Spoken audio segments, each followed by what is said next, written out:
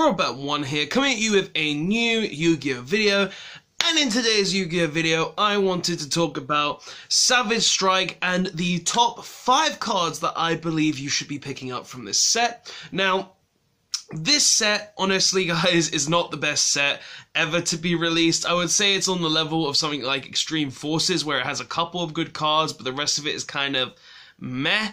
But in general, there are quite a few cards in this set that I would personally be picking up, I would personally be getting, and personally be using. I wanted to talk about these cards because they are good cards, they are really decent cards, and I could see myself picking them up fairly easy, just so that you're able to have the cards. And every card on this list I would suggest you pick up. They all have reasons to be good pickups, and they all will be decent pickups. So, without further ado, I want to get into this because Savage Strike Sneak Peek is this weekend, and I want to tell you guys what you should be potentially picking up, with maybe a little bit of a price, of an idea of a price of the cards that I think you should be picking up.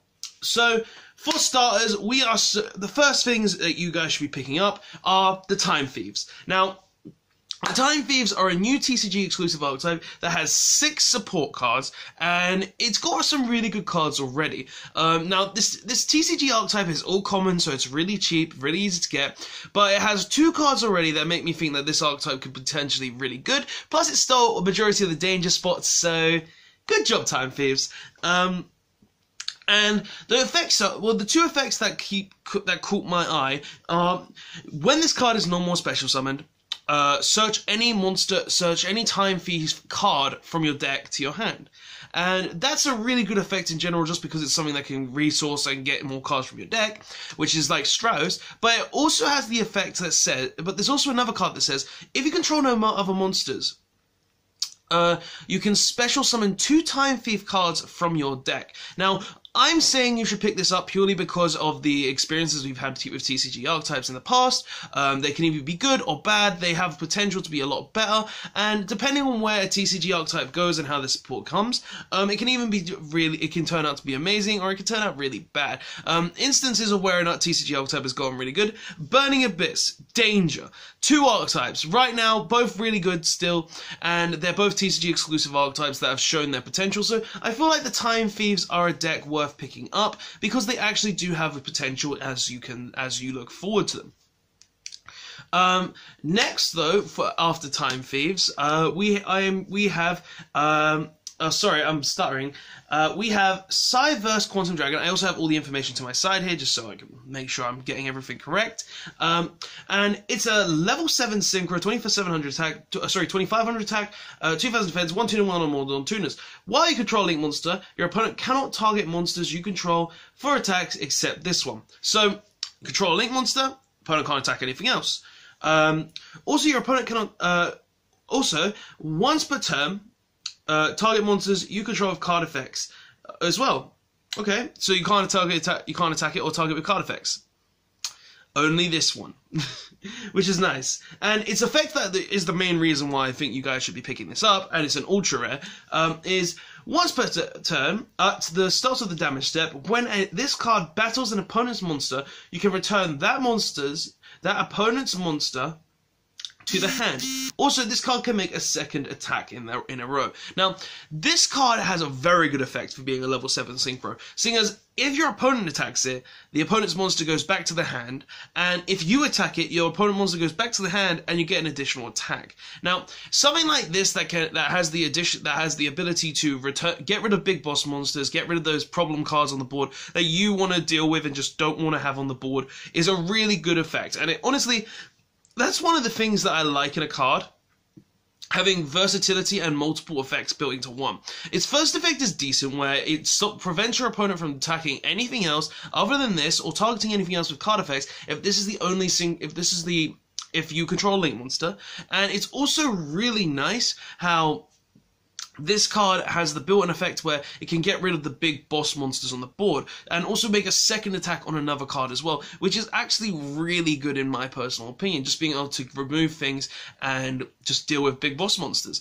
And having something like this, I could see this card being something somewhat expensive at the sneak peek. I could see this card being an easy 10 to 15 at the sneak peek, and then maybe dropping to like 5 and then some point going back up.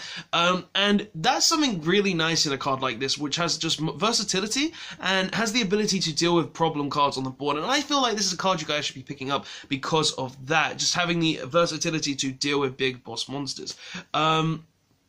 But yeah, very good card, and definitely a card you should be picking up. The next card that you should be picking up, though, is Borrowload Savage Dragon, a level 8 Dark Synchro 3000 attack, 2500 defense monster that takes 1 tune and 1 opal plus 2 new monsters. And its effect is, if this card is synchro summoned, target one. You can equip 1 link monster from your graveyard to this card. And if you do, place borrow counters on this card equal to the link rating of the card. This card gains attack equal to half that equipped monster's attack. So if it's Borrowload, it will gain 15. If it's Summon Sorceress, it will gain... I believe her attack is 24, but so it will gain like 1200. When your opponent... And this is the effect, the reason you should be buying this. When your opponent activates a card or effect, quick effect, you remove 1 borrow counter from this card, negate the activation. It negates effects. Any card that negates the activation of an effect is good. Straight up. Like, literally, having the ability to say no, just no to anything, be it a hand trap, a graveyard effect, or anything along those lines, is amazing. And this being a card, well, with the card up here, I'm looking at this card right here, this card is dumb. This card can be used in any strategy that uses links. It can be used in Orcus, Pendulum Magicians, TGs if you really want to, Guard Dragons. Like, this card can be used in all these different decks, and it actually has the potential to be a very good card. And I can see this card being an easy maybe 15 to 20 on the sneak peek, drop to like maybe 10, and then just rise again because of I feel like this is the Isolde of the set, where it's a very good card that's an ultra rare and just has the potential to be even better than what it already is. And seeing as it can be used in multiple different decks, it's very versatile. It can be used in tons of different strategies. I personally feel like this is a card that you guys should be picking up. It does a lot. It does a lot to keep your opponent at bay, and it's definitely something worth picking up in my personal opinion because it does all of this and it deals with all of this. So being able to negate anything, being something that can be a very big monster, is amazing. And also it can do multiple negates up to the link rating. So if Borrowload, a rating of 4, negate 4 times on different turns. Link rate of 3 negates on different turns. Pretty good, and honestly worth picking up. Next, this card has a different name in the TCG, but Phantom Maker Dragon Panthasism, Pantasmai,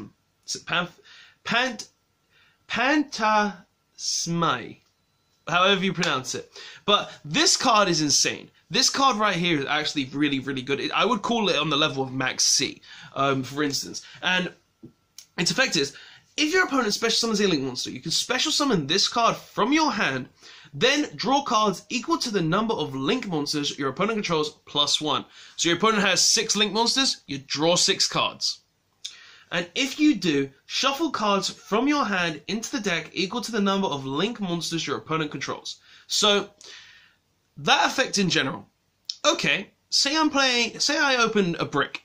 Say I open no good monsters, say I open nothing decent, nothing that can help me.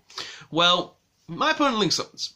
They have 3 cards, 3 link monsters. I special summon this card, draw 4 cards, put back 3 dead cards in my hand. Maybe it's a Garnet, maybe it's a Cobra, maybe it's some dead card in my hand that doesn't really lead me anywhere. And I get cards that could help me, such as a really good spell card, a Raigeki, a Twin Twister. If you're playing Trickstars, a Light Stage. If you're playing Altergeist, a Multi-Faker or an Impermanence. This card says that you get to reset your hand. And that is insane to me. This is insane. And the card looks amazing as well. Quoting Samurai, I have to quote him because this is actually true. It looks a lot like Thanos, and I don't like Team Samurai's videos, to be honest. They kind of meh at times. And I know I'm probably going to get hate for that, but honestly, I give him props because this card, he's correct on this card. He's very correct on this card. And it definitely looks like Thanos. I'm not going to lie. It looks like Thanos. It looks like Thanos. And honestly, he is a nice guy in real life. Videos, they're meh. I'll give him that. They're alright. They're alright. I'm probably going to get hate for that. Please don't destroy me in the comment sections. But yeah, and the other effects that this card has that I've completely skimmed over is when your opponent activates a card or effect that targets a monster you control, quick effect, you can discard one card, negate the activation if you do destroy that card. Your opponent targets this with, say, a Cerberus or any other monster. Discard, negate, destroy. That's pretty good as well. Built-in draw power and a negate. You can't deny the power of this card. This card is good. Plus it's level 7. So you can use it, summon it in Pendulum Magicians. It's good. It's very good. It's very good. But yeah, if I was to price this though on a sneak peek rating, I would say this card would be anywhere from 40 to 50 on the sneak, then drop to probably like 30, and then just skyrocket to like 80 where Impermanence is up right now, because this card is actually insane, and we know it's not getting reprinted in Dual Power. We know it's not getting reprinted there, so there's a very high chance that it's gonna be a high rarity card, very hard to pull card, and a very pricey card. But anyway, let's go into the last card, and the last card is something that no one can deny, no one can actually say no to being the best card in the set, and that is Pot of Indulgence.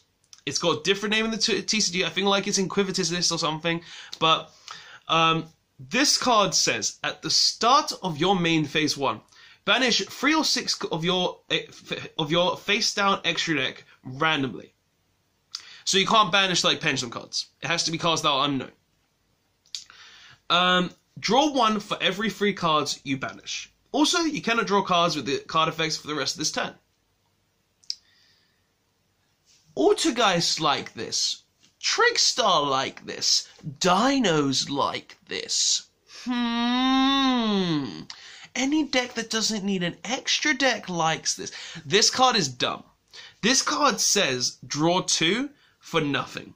Okay, you're banishing like 6 extra deck cards. What do I care? I'll just play more of the same copies of extra deck cards that I use.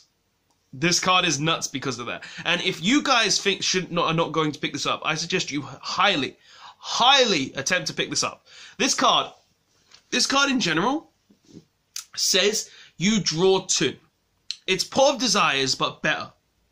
And being a Pot of Desires but better is insane. Seeing as it's able to draw 2 cards, you don't lose any of your main deck, any of your combo pieces, and you get to go anywhere you want from there.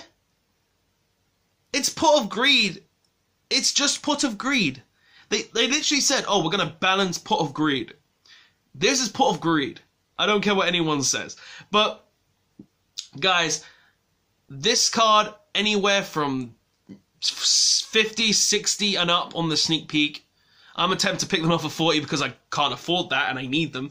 But honestly, this card's insane. This card is nuts. I would not expect this to go down at all, even after sneak. This card is dumb.